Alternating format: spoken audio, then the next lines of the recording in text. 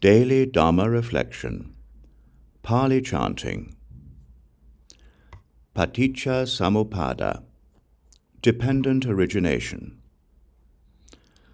Thus, when there is this, that is, with the arising of this, that arises, such as, dependent on ignorance, activities arise, dependent on activities, consciousness arises, dependent on consciousness, mentality and materiality arise, dependent on mentality and materiality, the six bases arise, dependent on the six bases, contact arises, dependent on contact, feeling arises, dependent on feeling, craving arises, dependent on craving, attachment arises, dependent on attachment, existence arises, dependent on existence, a new birth takes place, dependent on birth, aging, death, sorrow, lamentation, pain, unhappiness, and despair come to be.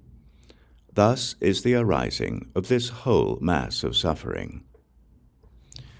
When indeed phenomena become apparent to the religious one who is ardent and meditative, then all his doubts disappear, since he knows the nature of their causes.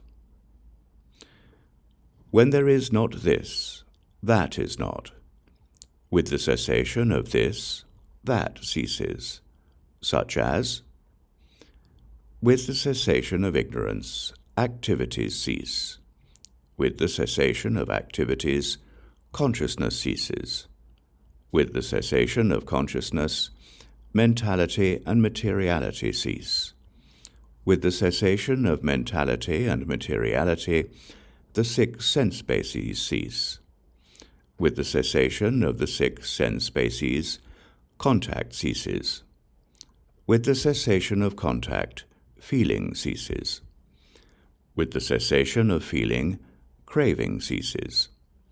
With the cessation of craving, attachment ceases. With the cessation of attachment, the cause for a new existence ceases.